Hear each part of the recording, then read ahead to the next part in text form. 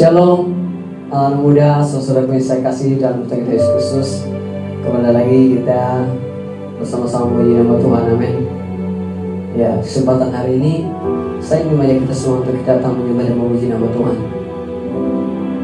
Kita satukan hati kita, kita duduk diam dalam hadirat Tuhan. Kita percaya bahwa Tuhanlah segalanya dalam hidup kita. Terima kasih Yesus, terima kasih Roh Kudus. Kami bersyukur buat anugerah Tuhan. Terima kasih buat kasih-Mu yang besar. Kau Bapa yang mengasihi kami, Kau Bapa yang peduli akan hidup kami. Terima kasih Yesus.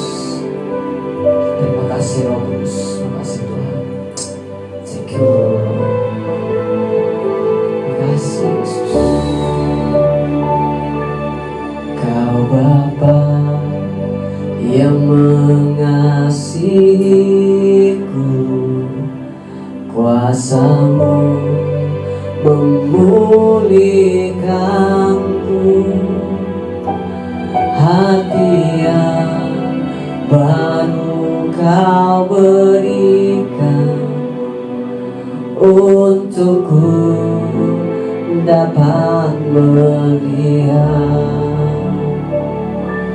rencana-Mu indah bagiku. Kau ada di setiap jalanku,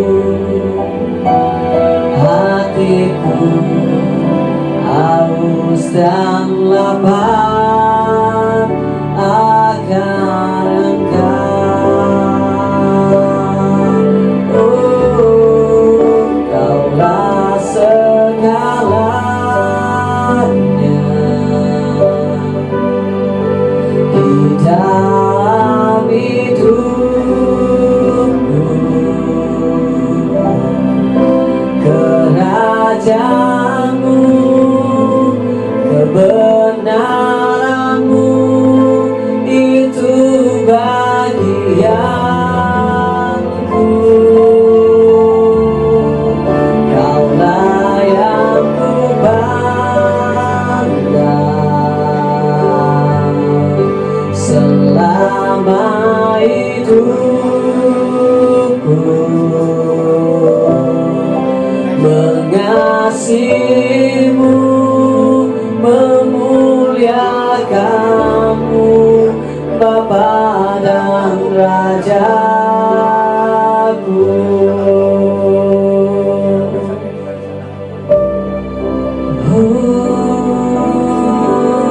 Tuhan, Yesus Tuhan, Kau Bapa yang mengasihiku, kuasa-Mu memulihkanku, hati yang baru Kau berikan untukku dapat melihat rencana-Mu indah bagiku. Kau ada di setiap jalanku, hatiku haus dan lapar akan Engkau. Kaulah segalanya di dalam hidupku.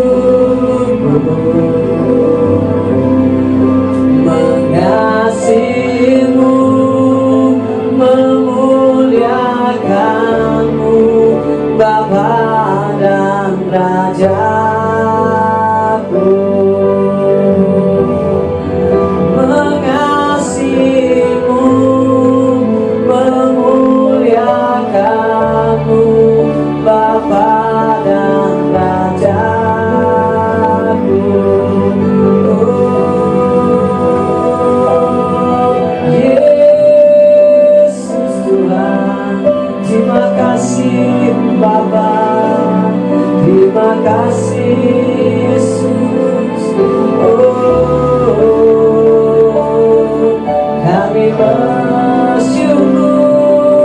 buat kasih-Mu yang besar. Haleluya Tuhan, haleluya Yesus.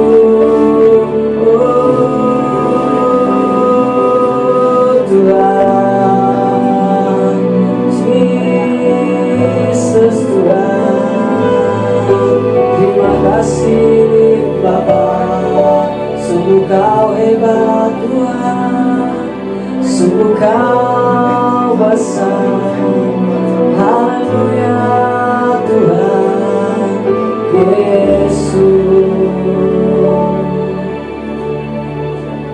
Kami bersyukur berkasih-Mu yang besar Tuhan bagi kami. Terima kasih atas apa yang Tuhan buat dalam kehidupan kami, atas apa yang Tuhan izinkan terjadi dalam kehidupan kami. Ajar kami untuk kami terus bersyukur Tuhan. Ajar kami untuk kami terus setia. Ajar kami untuk kami terus berharap kepada-Mu Tuhan. Karena kami percaya Tuhan, pengharapan kami hanya dalam Engkau Tuhan Yesus. Dan sebab itu Tuhan, urapi kami satu persatu Tuhan. Jamah kami Tuhan Yesus. Kami percaya Tuhan Yesus bahwa bagi kami Tuhan, Engkau ada Tuhan, memulihkan setiap badan kami. Dan kami ingin siapkan hati dan pikiran kami Tuhan, untuk kawan hidup kami dalam kebenaran firman-Mu hari ini Tuhan. Berbicara bagi kami Bapa, dalam nama Yesus Tuhan kami berdoa dan bersyukur. Haleluya, amin.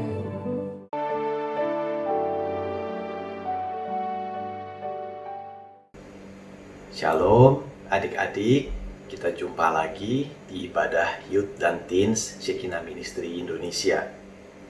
Bagi yang belum kenal saya, perkenalkan, nama saya Jack dari ibadah PIK 1. Dan pada pagi hari ini saya diberikan kesempatan untuk menyampaikan firman isi hati Tuhan kepada adik-adik semua.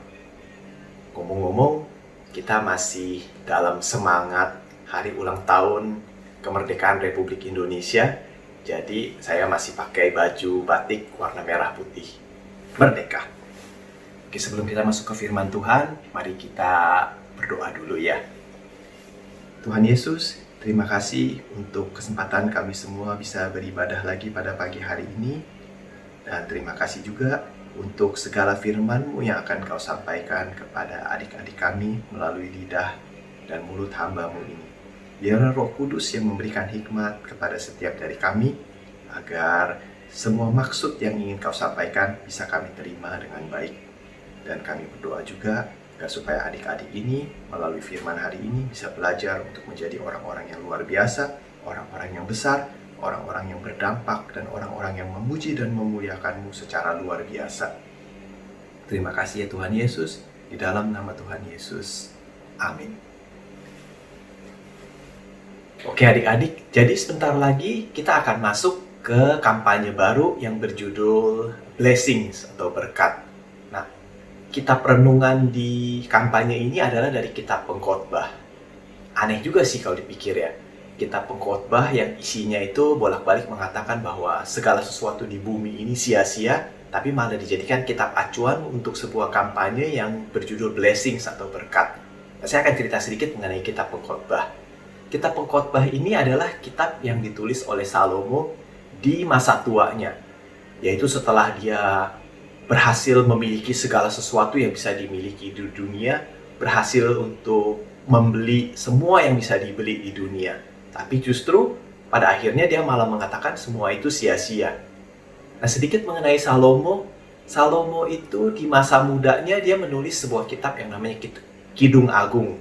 Yang kalau kita baca isinya itu ya berbicara mengenai gairah, semangat, dan segala yang bisa dilakukan oleh orang-orang muda lah, yang ingin dicapai, ambisi dan lain-lain. Lalu kemudian setelah dia semakin dewasa dan semakin matang, dia menulis kitab Amsal yang isinya adalah berbagai macam hikmat dan kebijaksanaan terkait membangun relasi dengan Tuhan, terkait hubungan manusia satu dengan yang lain. Dan terakhir, pada saat dia sudah tua dan saat dia merefleksikan seluruh kehidupannya, dia menulis kitab Pengkhotbah yang intinya mengatakan di ayat 1-3 bahwa segala sesuatu yang ada di dunia atau yang ada di bawah matahari itu adalah sia-sia, itu fana. Tidak ada satupun yang bisa dibawa mati nanti. Semuanya akan hilang begitu saja. Tapi di kitab Pengkhotbah ini juga, Pengkhotbah Salomo mengingatkan kita berkali-kali bahwa hanya ada satu hal yang sifatnya kekal, yang tidak fana, yaitu hubungan dengan Tuhan, relasi dengan Tuhan, kehidupan yang kita jalani bersama-sama dengan Tuhan. Itu akan ada terus untuk selama-lamanya, dan itu akan kita bawa mati bersama-sama dengan kita nanti. Nah, terkait dengan kitab Pengkhotbah ini, satu hal yang ingin saya bahas secara spesifik adalah mengenai siklus kehidupan manusia.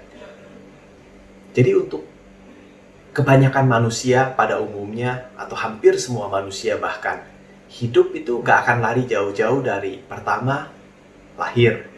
Setelah lahir, kemudian sekolah. Lalu setelah sekolah, biasanya kuliah. Lalu kemudian setelah itu kerja sambil cari jodoh. Nah, setelah dapat jodoh, biasanya orang akan menikah. Lalu kemudian punya anak. Dan kalau udah punya anak, biasanya akan kerja makin keras. Bahkan ada yang sampai setiap jam dia nggak tidur, dia harus kerja terus hanya demi memenuhi kebutuhan rumah tangganya. Nasib manusia zaman sekarang. Dan setelah anak-anak bisa disekolahkan, lalu kemudian mereka dinikahkan, dan mereka mungkin punya cucu, lalu kemudian gak lama lagi kitanya sendiri akan pensiun dari pekerjaan, dan kemudian menjalani masa tua sambil berharap anak-anak akan bersedia untuk mengurusi kita sampai selesai. Nah, tapi fakta sedihnya itu adalah bahwa bagi sebagian besar manusia, anak-anaknya kurang peduli dengan orang tuanya, gak mau ngurusin mereka di masa tuanya. Jadi akibatnya orang-orang yang seumur hidup udah banting tulang, kerja non-stop demi mencukupi kebutuhan keluarga, di akhir masa hidupnya pun harus pusing juga mikirin gimana mau melanjutkan hidupnya. Jadi ya, seumur-umur hidup gambling terus ya, untung-untungan gitu loh. Tapi saya berdoa bahwa semua dari kita, orang-orang yang percaya kepada Tuhan, tidak perlu mengalami kehidupan yang seperti itu. Nah, siklus ini sendiri, kalau saya itu menyebutnya siklus hidup robot, atau siklus hidup yang sia-sia. Kenapa robot? Karena robot ya begitu. Pagi dinyalakan, lalu mengerjakan pekerjaan yang harus dia kerjakan sepanjang hari, gak bisa ngapa-ngapain lagi, ya cuman begitu aja. Lalu di akhir hari dimatikan robotnya, selesai. Besok ngulangin lagi yang sama, lusa yang sama, terus-menerus 10 tahun lagi, 20 tahun lagi, masih terus melakukan hal yang sama. Dan kemudian di akhir masa hidupnya robot tersebut, kalau sudah nggak bisa dipakai lagi, ya antara didaur ulang atau dibuang. Selesai, udah nggak ada yang inget lagi, nggak ada dampak, nggak ada manfaat, sia-sia semua seperti kata Pengkhotbah. Makanya, itu yang saya sebut tadi, siklus hidup robot, karena manusia pun juga akan seperti begitu. Kalau ngikutin siklus hidup yang sia-sia tadi. Nah, terkait dengan kampanye kita, terkait dengan kitab Pengkhotbah, itu ada dua sudut pandang sebetulnya untuk melihat kitab Pengkhotbah ini. Pertama, bagi orang-orang seusia saya atau angkatan-angkatan yang di atas saya, kami ini sudah terlanjur masuk, sudah terlanjur terjebak di dalam siklus robot tadi. Kayak saya seumuran saya udah 3/4 jalan. Atau kalau yang di atas saya sudah sampai ujung. Ya mau kemana lagi? Mau mundur udah nggak mungkin. Mau ganti haluan juga udah nggak mungkin. Umur juga udah nggak banyak. Kesempatan sudah nggak ada. Mau bermimpi, mau punya cita-cita, ya udah nggak mungkin. Realistis aja. Sekarang kita punya tanggung jawab untuk memenuhi kebutuhan keluarga, untuk nyekolahin anak. Ya cuman itu yang bisa kita lakukan. Jadi ya istilah kasarnya, sudah terlanjur menjalani kehidupan yang sia-sia dan gak bisa kemana-mana lagi. Ya kalau kitab Pengkhotbah bilang, nikmati aja. Tapi ya kitab Pengkhotbah Salomo ada kebijaksanaannya juga. Jadi maksudnya dia mengajarkan bahwa di tengah segala yang sia-sia, masih ada hal-hal kecil yang bisa kita syukuri, terutama yang berhubungan dengan Tuhan. Misalnya ini, di Pengkhotbah 8 ayat 15, bisa makan aja, itu sudah berkat dari Tuhan. Lalu di Pengkhotbah 9 ayat 12, bisa tidur aja sudah patut kita syukuri. Atau di Pengkhotbah 9 ayat 9, waktu yang kita miliki untuk bersama-sama dengan pasangan dan keluarga, itu sudah anugerah dari Tuhan. Jadi masih ada hal-hal yang bisa kita syukuri di dalam kehidupan ini, terutama yang berhubungan dengan Tuhan, yang diberikan oleh Tuhan. Seperti itu. Dan selain itu juga, bagi kita-kita yang percaya, apapun kondisi kita saat ini, sudah seberapa dalam terjebak di dalam siklus robot, selalu masih ada kesempatan untuk bisa lebih mengenal Tuhan, lebih intim dengan Dia, dan untuk melayani Dia dengan lebih dan lebih lagi. Dari hari demi hari bisa lebih baik lagi dalam pelayanan kita kepada Tuhan. Nah, itu semua orang masih bisa lakukan, dan itu yang memang harus dilakukan oleh orang-orang yang sudah di dalam kondisi saya atau sudah lebih maju lagi di dalam siklus, sudah lebih dalam lagi seperti itu. Jadi kita belajar mensyukuri dan kita maksimalkan waktu yang ada untuk membangun hubungan dengan Tuhan. Ya, itu tadi sudut pandang pertama. Kalau audiens saya adalah orang-orang seumuran saya atau di atas saya, ya sharing firman hari ini udah selesai. Karena memang pesannya bagi kita-kita ya cuman itu aja. Nggak ada lagi yang bisa dilakukan oleh kita-kita sebetulnya di titik ini, di umur segini, di posisi ini, seperti begitu. Tapi puji Tuhan, hari ini audiens saya adalah adik-adik yang usianya jauh di bawah saya, 1 atau 2 generasi di bawah saya. Dan bagi kalian yang masih ada di awal-awal siklus robot, baru langkah pertama atau bahkan belum masuk sama sekali, nah itu, kesempatan masih terbuka lebar untuk kalian bisa melakukan sesuatu yang berbeda, memilih jalan yang berbeda, atau setidak-tidaknya pending dulu deh masuk ke dalam siklusnya, dan kalian maksimalkan dulu kehidupan kalian, dan cita-cita kalian dan mimpi-mimpi kalian, sampai seperti nilai yang kita diajarkan di Gereja Shekinah. Lakukan yang terbaik yang kita mampu dulu, baru setelah itu ya lanjut ke kehidupan yang monoton dan sia-sia tadi. Nah, caranya bagaimana? Mari kita bahas satu persatu hari ini. Pertama, kita harus tahu dulu tujuan dari penciptaan manusia. Jadi,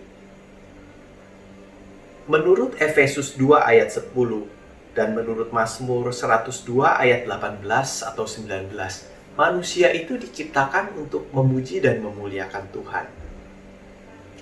Hanya pertanyaannya, kita mau memuji dan memuliakan Tuhan dengan cara apa? Dalam skala apa? Kecil atau besar?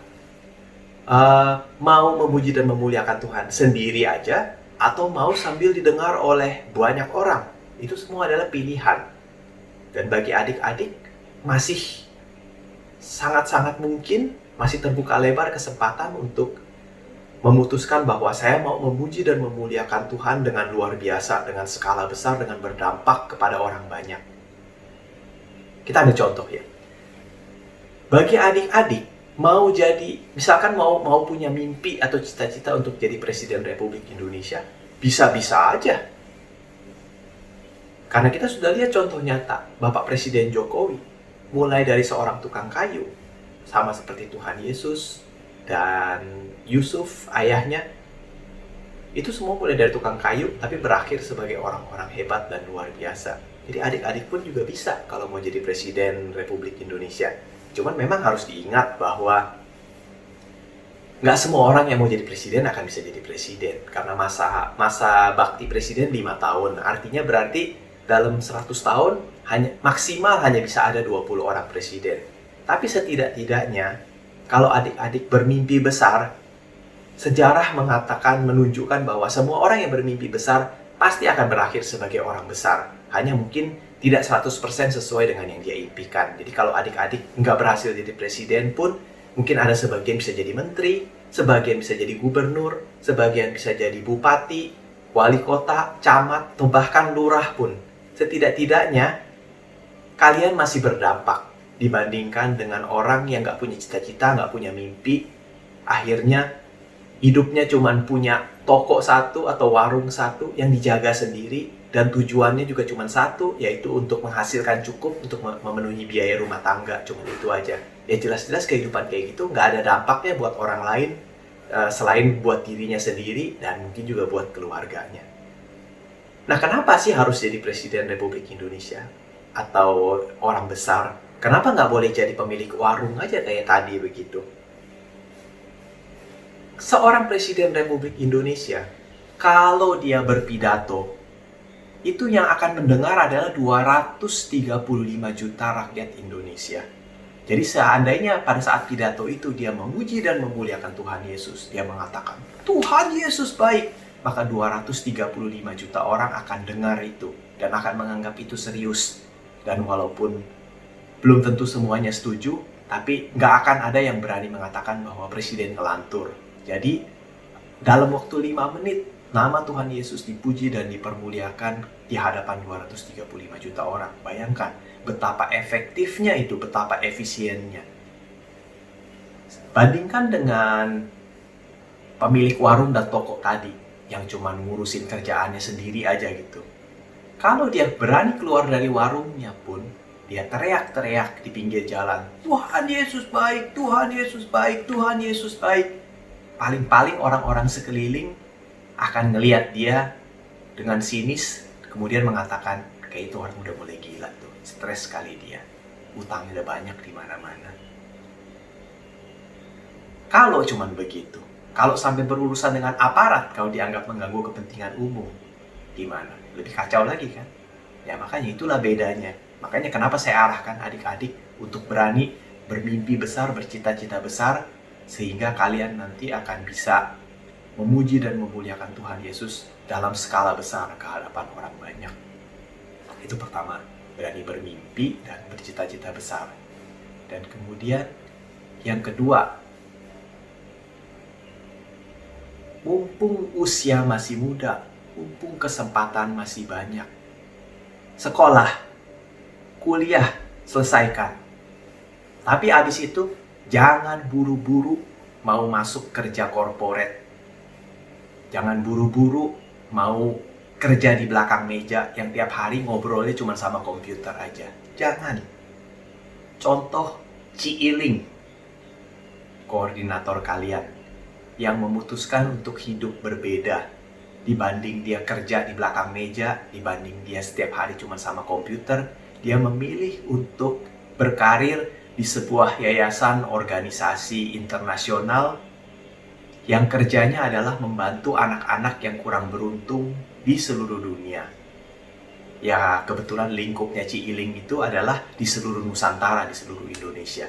Sehingga selain dia bisa membantu banyak anak-anak yang kurang beruntung di pelosok-pelosok, dia pun juga punya kesempatan untuk traveling kemana-mana sampai ke pedalaman-pedalaman. Bisa melihat seluruh Indonesia, dibayarin perusahaan, dan juga sambil dia traveling kemana-mana itu, dia bisa sambil memuji, memuliakan Tuhan Yesus, dia bisa sambil mengabarkan kabar gembira tentang Tuhan Yesus kepada orang-orang di pedalaman yang mungkin jarang sekali dikunjungi oleh hamba-hamba Tuhan lain. Yaitu yang namanya pilihan hidup yang bermanfaat, yang berdampak, yang betul-betul memuji dan memuliakan Tuhan. Kalau setiap hari cuma di belakang meja sama komputer, mau memuji dan memuliakan Tuhan ke siapa? Ya mungkin adik-adik bilang, kan masih bisa saat pelayanan, masih bisa saat komsel, masih bisa saat ibadah nanti. Saya ceritain satu rahasia ya. Kalau sudah kerja di perusahaan, itu waktu dan milik kita adalah miliknya perusahaan, bukan milik kita lagi. Jadi kalau bos bilang, lembur lo, ya lembur. Mau disuruh sampai jam 3, ikutin. Bos yang kasih perintah, kan kita juga diajarkan di Alkitab, taatlah kepada atasanmu. Jadi selama bos kita masih bos kita, ya taat. Tapi artinya waktu dan tenaga kita semuanya adalah milik bos kita. Ya itu kenyataan, terima aja. Pengalaman saya pribadi, waktu saya kerja di bank, itu udah biasa kalau pulang jam 3 pagi, jam 2 pagi, sampai rumah jam 5. Habis itu tidur sebentar, jam 8 udah jalan lagi, balik ke kantor lagi. Atau kadang-kadang bahkan begadang sekalian, gak usah pulang, langsung lanjut kerja di hari selanjutnya. Itu biasa, karena memang konsekuensi dari pilihan hidup, konsekuensi dari pekerjaan yang kita ambil, seperti begitu. Nah, pertanyaannya adalah, kalau orang sudah hidup kayak tadi, sudah kerja 7 hari seminggu, 15 jam sehari, entah karena tuntutan pekerjaan atau karena tuntutan kebutuhan hidup, ya harus kerja banyak, kerja panjang demi mencukupi kebutuhan hidup. Ya kalau sudah kayak begitu waktunya, keadaannya, bagaimana lagi mau melayani Tuhan? Kadang-kadang itu orang bukannya nggak mau baca Alkitab, bukannya nggak mau bersaat teduh, bukannya nggak mau pelayanan, bukannya nggak mau ibadah, tapi memang waktu dan tenaganya udah nggak ada, udah habis semua disedot sama tuntutan hidup dan pekerjaan. Jadi makanya, jangan sampai terjerumus ke sana, jangan ambil pilihan itu, jangan. Sekali lagi, bagi saya, angkatan saya, atau orang-orang di atas saya, kita mungkin sudah terlambat ya, mau ngapa-ngapain lagi gitu. Kita sudah terlanjur terjerumus. Tapi adik-adik kan belum. Dan ini cerita lucu nih. Kalau di keluarga saya, keluarga besar saya, atau keluarga besar istri saya, itu dari generasi kami dan yang di atas lagi, itu lucu itu. Semuanya selalu mempersiapkan anaknya untuk sekolah ekonomi, sekolah akuntansi, dengan harapan pada saat lulus nanti bisa langsung kerja di corporate lah, bisa di lembaga keuangan, atau kalau bisa di bank ya lebih bagus lagi. Jadi artinya secara sadar atau tidak sadar, itu generasi-generasi di atas saya itu sudah mempersiapkan dan mengarahkan penerusnya untuk masuk ke siklus yang sama seperti mereka, siklus robot atau siklus kesia-siaan tadi. Aneh ya, manusia kok malah begitu. Tapi ya puji Tuhan, melalui pengenalan akan Tuhan, melalui hikmat dari Roh Kudus, saya dan istri menyadari bahwa, wah, ini gak bagus ini, siklus hidup robot begini, siklus hidup yang sia-sia. Karena namanya sia-sia, ya sia-sia. Sehingga kami sepakat untuk memutuskan siklus ini di generasi kami. Dengan cara bagaimana? Ya dengan cara bahwa misalkan contoh, salah satu dari anak kami punya cita-cita atau mimpi ingin jadi peneliti flora dan fauna di laut. Jadi artinya kemungkinan besar nanti kalau dia sudah kerja, itu bisa 9 bulan dari 12 bulan dalam setahun, dia akan ada di laut atau di pulau-pulau terpencil. Dia akan jarang pulang ke rumah, akan jarang ketemu tatap muka dengan kita. Tapi ya, nggak apa-apa, kita support dan kita dukung dia sepenuhnya untuk bisa seperti begitu. Kita nggak mau lah egois, maksudnya nggak apa-apa, biarin dia kerja di bank aja supaya minimal tiap hari masih pulang gitu. Jangan, maksudnya kita nggak mau deh dia sampai demi keegoisan kita, dia sampai harus mengalami kehidupan siklus yang seperti robot tadi atau sia-sia tadi. Dan juga bukan hanya itu loh, kalau misalkan anak saya nanti dia betul-betul jadi peneliti yang traveling kemana-mana, ke pulau-pulau terpencil, di laut, dan sebagainya, itu dia akan sampai ke pulau-pulau yang jarang didatangi oleh orang luar, yang mungkin belum pernah kenal Tuhan Yesus. Nah, melalui itu, dia nanti akan memuji dan memuliakan Tuhan dengan luar biasa kepada orang-orang yang kalau nggak ada dia, yang mau sampai traveling ke pulau-pulau terpencil tersebut, mungkin seumur-umur nggak akan pernah kenal Tuhan Yesus. Jadi adik-adik lihat ya, maksudnya segala pilihan dan konsekuensi dari konsekuensi dari pilihan yang diambil, kita mau menjalani hidup seperti apa, itu bisa berdampak dengan sangat luar biasa kepada orang lain dan bisa memuji dan memuliakan Tuhan dengan cara yang berbeda. Dan seperti tadi contoh Ciiling yang saya kasih di awal juga ya. Jadi adik-adik pun juga harus berani untuk memanfaatkan waktu dan usia dan momen yang ada ini mumpung masih muda, jalani kehidupan secara maksimal. Jangan buru-buru masuk ke dalam siklus hidup robot. Jangan menjalani kehidupan yang sia-sia. Mungkin setelah tadi saya cerita mengenai saya mendorong anak saya untuk jadi peneliti atau apa, adik-adik mungkin ada yang berpikir, tapi cuma orang-orang yang punya uang lah yang punya kesempatan untuk bisa punya mimpi atau cita-cita seperti tadi itu. Nggak benar, itu sama sekali tidak benar.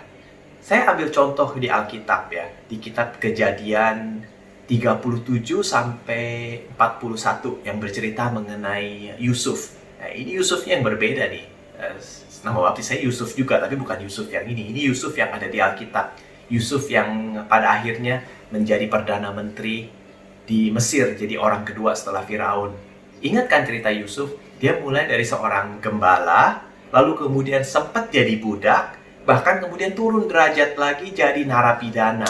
Sebelum akhirnya dia ada satu kesempatan, dia bisa melakukan sesuatu yang luar biasa bagi Firaun. Akhirnya Firaun menganggap bahwa wah, ini orang hebat, diangkatlah menjadi Perdana Menteri. Jadi dengan modal nol, dengan modal dengkul pun juga setiap orang bisa menjadi besar, bisa menjadi luar biasa, bisa punya cita-cita, bisa punya mimpi tanpa batas. Tapi ingat ya, Yusuf pun berjuang demi dia punya mimpi, demi dia punya cita-cita. Jadi dia ingin untuk bisa menjadi orang yang berpengaruh, orang yang berdampak secara luar biasa. Sehingga di dalam cerita Kejadian tadi ada satu ayat di mana Yusuf itu mencoba membangun koneksi dengan satu orang juru roti yang kebetulan punya hubungan langsung dengan Firaun. Jadi intinya Yusuf cuma mengatakan kepada juru roti ini, nanti saat kamu sudah kembali ke posisi kamu yang sebelumnya bekerja untuk Firaun, saat ada kesempatan yang baik nanti, tolong kamu ingat saya ya, dan bantu promosikan saya kepada Firaun, supaya saya pun juga bisa memiliki kesempatan untuk melakukan sesuatu bagi Firaun. Jadi lihat, Yusuf tidak diam menunggu nasib. Dia berjuang, dia berusaha untuk menggapai mimpi dan cita-citanya. Salah satunya itu ya tadi, dengan cara melobi orang yang punya link kepada orang yang bisa membantu merealisasikan mimpi dan cita-cita kita tadi. Apakah itu artinya lalu kita mengandalkan manusia, bukan mengandalkan Tuhan? Enggak, sama sekali enggak. Kita melakukan bagian kita sebagai manusia semaksimal yang kita mampu. Ingat lagi nilai kita, lakukan yang terbaik, lalu kita serahkan sisanya kepada Tuhan. Seperti kampanye kita juga yang baru kita selesaikan, Ruth juga akhirnya bisa menjadi seorang istri konglomerat. Itu bukannya karena dia diam-diam merenung, meratapi nasib, mengurung diri di rumah, malu, minder. Enggak. Ruth bisa jadi seperti itu karena dia berani keluar dari rumahnya, dia berani merendahkan diri, dia berani pergi ke ladangnya Boas, memungut jelai-jelai yang tercecer, sehingga akhirnya Boas jadi melihat, wah, ini seorang wanita yang baik, yang rajin, yang gak aneh-aneh, gak neko-neko, gak macem-macem, boleh nih dijadiin istri saya. Ya, itu usaha sebagai manusia dan campur tangan atau intervensi Tuhan. Dua-duanya digabung, jadilah mimpi dan cita-cita besar menjadi kenyataan. Lalu kemudian, supaya nggak terlalu panjang, saya langsung ke poin terakhir aja. Yang terakhir ini lebih ke sharing pengalaman dari kita-kita yang sudah duluan mengalami, dan yang tadi saya bilang sudah terjebak di dalam siklus robot, sudah nggak bisa kemana-mana lagi, sudah mau selesai, sudah di penghujung kehidupan yang sia-sia. Jadi nasihat dari kita berdasarkan pengalaman kepada adik-adik yang masih muda adalah jangan cepet-cepet kawin dan jangan cepet-cepet punya anak. Memang kalau di Alkitab, sebentar, di Kejadian 9 ayat 1, Tuhan memberkati Nuh dan memberikan instruksi kepada dia, beranak cuculah dan bertambah banyaklah serta penuhi bumi. Artinya memang Tuhan menginginkan kita untuk menikah dan Tuhan menginginkan kita untuk punya anak-anak juga. Tapi kemudian di Matius 28 ayat 19, Tuhan Yesus memberikan amanat agung yang seharusnya semua orang Kristen tahu, yaitu pergilah, jadikan semua bangsa muridku dan baptislah mereka dalam nama Bapa dan Anak dan Roh Kudus. Jadi tidak kalah penting juga kita memuji dan memuliakan Tuhan, mengenalkan Tuhan Yesus kepada bangsa-bangsa, kepada orang banyak. Nah, itu dua harus balancing. Jadi artinya kalau seseorang terlalu sibuk dengan beranak cucu, anaknya kebanyakan, sehingga dia harus kerja sepanjang waktu demi hanya untuk bisa ngasih makan ke anak-anaknya. Mana ada waktu lagi dia untuk bisa pergi dan mewartakan Injil kepada bangsa-bangsa. Tapi di lain sisi juga jangan karena mau mewartakan Injil kepada bangsa-bangsa lantas tidak menjalankan perintah Tuhan untuk beranak cucu dan memenuhi bumi. Jangan. Itu semua dilakukan secara proporsional aja dengan planning yang baik begitu. Jadi ya kalau belajar dari bicara pengalaman lagi ya, kalau sudah menikah, apalagi sudah punya anak-anak sudah mulai sekolah, itu yang namanya hanya demi bisa bayar kontrakan, demi bisa bayar cicilan rumah atau KPR, dan demi untuk bisa menyekolahkan anak, yang dimana zaman sekarang tuh uang sekolah mahalnya sih udah gila amit-amit dah. Jadi ya jangan heran kalau orang-orang yang udah menikah, punya kredit rumah dan punya anak, itu seumur-umur hidup sepanjang waktu kerjanya cuman kerja terus di kantoran nyari duit, terus udah nggak sempet ngapa-ngapain lagi, udah nggak bisa lagi pelayanan, boro-boro baca Alkitab, doa aja pun kadang-kadang udah nggak sempet saking udah capeknya. Ya itu memang konsekuensi dari menikah dan punya anak. Kembali lagi ya, saya bukannya bilang jangan menikah dan jangan punya anak loh, bukan. Tapi mumpung usia kalian masih muda, mumpung belum waktunya, belum jatuh tempo, dan juga mungkin jodohnya belum datang, manfaatkan dulu waktu kalian yang ada dengan sebaik-baiknya. Gapai dulu cita-cita dan mimpi semaksimal mungkin. Dan tadi juga jangan buru-buru mau kerja kantoran, jangan. Lakukan dulu hal-hal yang di luar kotak, yang di luar box. Lakukan dulu hal-hal yang pikirnya gampangnya begini aja. Kalau saya nanti udah nikah dan udah punya anak, kira-kira apa-apa aja yang nggak bisa saya lakukan nanti? Yang positif tentunya ya, jangan yang nakal-nakal. Apa-apa aja yang saya nggak bisa lakukan nanti. Nah sekarang, mumpung belum menikah, mumpung belum punya anak-anak, lakukan itu semua. Terutama yang tadi itu. Kejar mimpi, kejar cita-cita. Lakukan yang terbaik yang masih bisa kalian lakukan. Sehingga pada saat nanti tiba waktunya untuk kalian memang sudah harus menikah, sudah harus punya anak, dan mungkin juga sudah waktunya untuk masuk ke dalam siklus robot tadi, untuk menjalani kehidupan yang dalam tanda kutip sia-sia. Nggak apa-apa. Pada saat waktu itu tiba nanti, minimal kalian akan masuk ke sana dengan pemikiran bahwa saya sudah menjalani masa muda saya sudah berjuang mengejar cita-cita dan mimpi saya dengan semaksimal mungkin. Sampai pol istilahnya yang bisa saya lakukan. Saya sudah menjalankan nilai Shekinah, lakukan yang terbaik di waktu dan di masa muda saya. Sehingga jika pada saat itu nanti kalian pun terpaksa harus masuk ke siklus hidup robot, siklus hidup yang penuh kesia-siaan tadi, kalian sudah tidak ada penyesalan.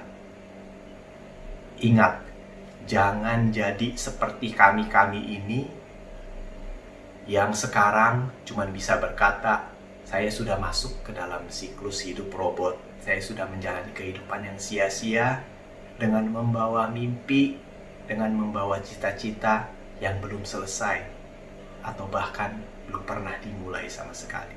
Sedih kalau hidup kayak begitu. Dan Tuhan pun juga saya yakin ngelihat kehidupan kita-kita ini garuk-garuk kepala. Maksudnya gak ada gunanya amat hidupnya orang ya. Gak ada dampaknya, gak ada gregetnya, nggak ada keren-kerennya sama sekali. Cuman ngikut siklus, selesai, sia-sia, udah. Jangan sampai terjerumus ke dalam lubang yang sama dengan kami ini. Oke, jadi saya rangkum ya sharing firman kita pada hari ini. Yang kita pelajari hari ini adalah kitab Pengkhotbah mengajarkan bahwa semua yang di dunia ini adalah sia-sia. Semua yang ada di bawah matahari. Kecuali hubungan dengan Tuhan, relasi dengan Tuhan, kehidupan yang kita jalani bersama-sama dengan Tuhan. Dan rata-rata semua manusia di dunia ini menjalani kehidupan dalam bentuk sebuah siklus yang seperti robot. Yang monoton itu aja, sia-sia, gak berdampak, gak bermanfaat, dan minim sekali dalam memuji dan memuliakan Tuhan.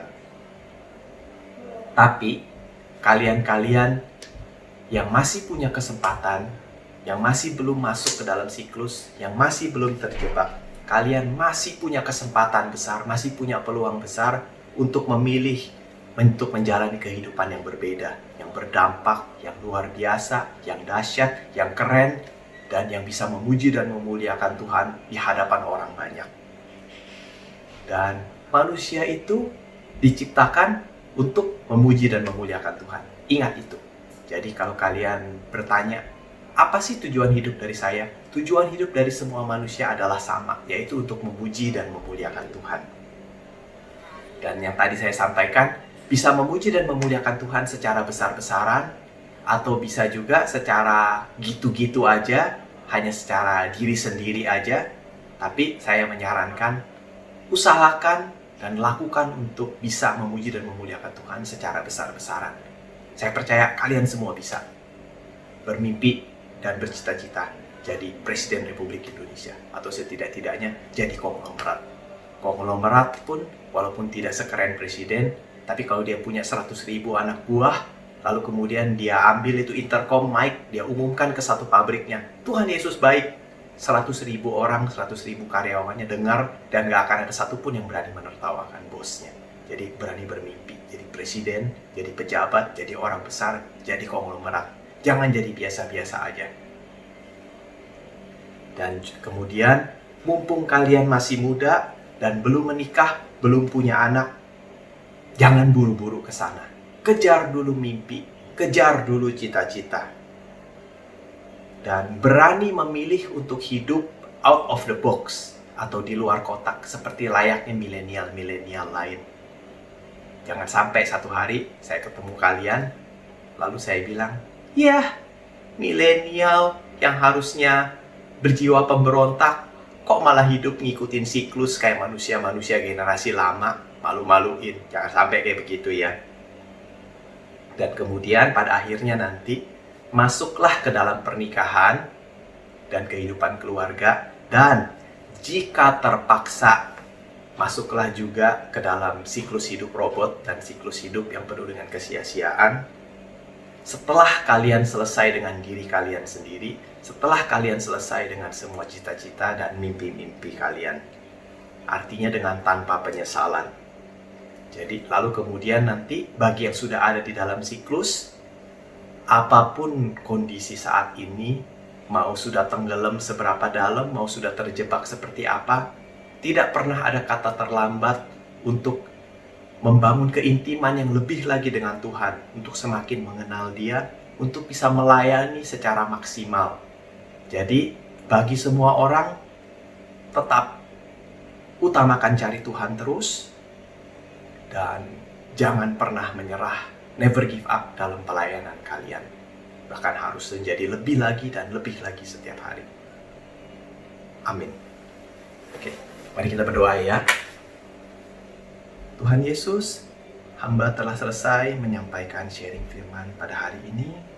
Dan hamba percaya bahwa bagi adik-adik yang ada di Gereja Shekinah Ministry Indonesia ini, Engkau sudah memiliki rancangan yang besar, rancangan yang luar biasa, di mana nanti mereka masing-masing akan bisa memuji dan memuliakan-Mu dengan sangat-sangat luar biasa.